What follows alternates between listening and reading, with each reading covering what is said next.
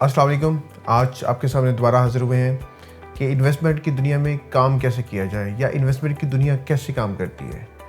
देखिए, जब भी हम इन्वेस्टमेंट की बात करने लगते हैं, आज मैं आपसे ना कोई तैयारी करके बात नहीं कर रहा। मैं वो बात कर रहा हूँ कि जो नॉर्मली हर इंसान की एक समझने उसको यानी कि इस बात को समझने की ज़रूरत होती है या वो इस बात को समझना चाह रहा होता है कि इन्वेस्टमेंट की जो दुनिया वो कैसे काम कर रही होती है। सबसे पहले तो आपकी लर्निंग स्टेज आती है, ठीक है, कि आप कितना कर पाए हैं उस यानी कि ना जहाँ पर आप इन्वेस्टमेंट करना चाह रहे हैं, जिस मार्केट में आप इन्वेस्टमेंट करना चाह रहे हैं। अगर आप लर्न नहीं कर पाए तो सबसे पहले ये है कि आप लर्निंग सीखें। आप सीखें कि वहाँ पर किस तरह ट्रेंड्स चलते हैं, कौन वहाँ पर इन्वेस्ट करता है, किस तरह की क्लास वहाँ पर इन्वेस्टमेंट करती है और वो किस किस तरह इन्वेस्टमेंट करके किन डायरेक्शंस के अंदर मूव करते हैं। ये आपको 6 महीने भी लग सकते हैं, 3 महीने भी लग सकते हैं। ये पहली स्टेज होती है कि अगर आप कहीं भी इन्वेस्टमेंट करना चाहते हैं, बेशक वो रियल एस्टेट है, बेशक वो ई कॉमर्स स्टोर है, बेशक आप यानी कि ना कोई क्रिप्टो में आप इन्वेस्टमेंट करना चाहते हैं, कहीं भी इन्वेस्टमेंट करना चाहते हैं, तो पहली है लर्निंग। सेकंड है कि आपने जब लर्निंग कर ली है तो छोटे स्टेप से स्टार्ट किया जाए, कि एक स्मॉल स्टेप से आप स्टार्ट लें। स्मॉल स्टेप से आप स्टार्ट करके, ये मैं बड़ी इंपॉर्टेंट बात कर रहा हूँ। देखिए, जब आपकी स्मॉल इन्वेस्टमेंट सेव नहीं होगी तो आप क्या गारंटी है कि आप बड़ी इन्वेस्टमेंट को सेव कर सकेंगे। कौन सा ऐसा जादू का चिराग आपके पास आ जाएगा कि आप कहें कि यार अभी मैंने 10 लाख इन्वेस्टमेंट नहीं करना, मैं सीधा 10 करोड़ इन्वेस्टमेंट करूँगा, 1 करोड़ इन्वेस्टमेंट करूँगा।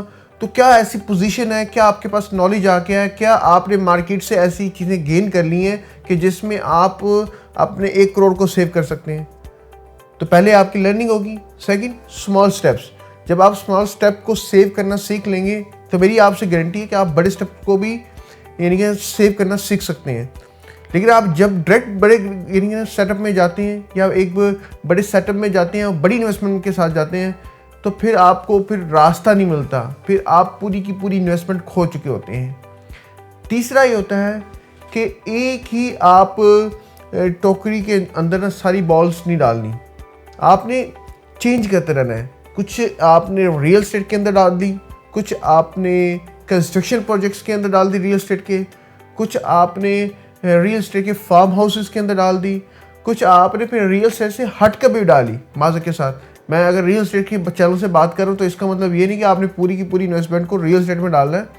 आप अपनी, अगर आपके पास 3 करोड़ है तो आप डिवाइड कर दें, 1 करोड़ आप रियल एस्टेट में डाल दें, 1.5 करोड़ से 1 करोड़, और बाकी आप कुछ अपनी आईटी के हवाले से कुछ आप वर्किंग कर सकते हैं, कुछ उसकी कंपनी के साथ मिलकर कोलैबोरेशन कर सकते हैं, उस एरिया में चले जाएं, ई कॉमर्स के सिस्टम में दाखिल हो जाएं, वहाँ पर कुछ। देखिए, मैं ये नहीं कहता कि आपने सीखना है, आप हैं इन्वेस्टर्स, आपने लर्न करना है और पीपल को मैनेजमेंट करने का आपको हुनर होना चाहिए और आप फिर लोगों को मैनेज करें, लोग आपके लिए काम करेंगे, ठीक है।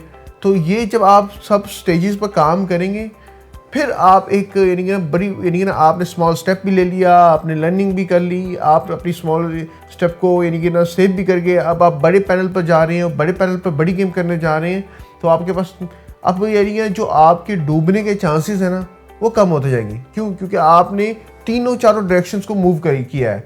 मैं अगेन उन डायरेक्शंस की बात करूँगा कि लर्निंग भी हो गई है, स्मॉल स्टेप भी हो गए हैं, आपने अब स्मॉल स्टेप को सेव करना भी सीख लिया है और अब आपने सिर्फ रियल एस्टेट नहीं 3 डायरेक्शंस के अंदर अपने आप को मूव किया है, ठीक है।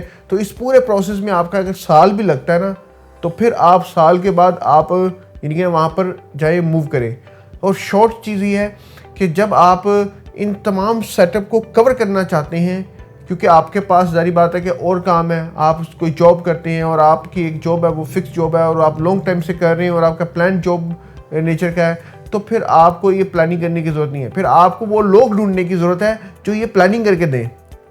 ऐसा नहीं कि आपने किसी के पास गए और पैसे दिए और उसको कहा यार आप इन्वेस्टमेंट कर लें, वो कहता जी मेरे पास तो माशाल्लाह बड़े प्लान है, मैं आपको यानी कि ना आप 1 करोड़ पे दें तो मैं आपको महीने का लाख रुपए, 2 लाख, 3 लाख, 4 लाख कमा के देना शुरू कर दूँगा। आप उसके प्लान्स को अंडरस्टैंड करें। यही जो 3-4 चीज़ें हैं ना, ये आप उससे इम्प्लीमेंट करवाएं। कि क्या करवाएं कि आप सबसे पहले तो आप उससे लर्निंग लें। सेकंड ये है कि स्मॉल स्टेप्स को उससे मूव करें, उसके साथ उसको कहीं यार स्मॉल स्टेप पे मेरी इन्वेस्टमेंट कराओ, मेरे पास अभी 1 करोड़ है, मैं 20 लाख तुम्हें देता हूँ, इसको मूव करो। फिर आप जब वो उससे आपको प्रॉफिट दे दे 2-3-4 महीने में, तो उसके बाद आप बड़ी मूवमेंट के साथ खेलें उसके साथ। फिर उससे पूछे कि यार डिफरेंट डायरेक्शंस के अंदर आपको मूव करना सिखाए और डिफरेंट डायरेक्शन में आपकी इन्वेस्टमेंट को सेव करना सिखाए, वहाँ भी आप स्मॉल स्टेप लें।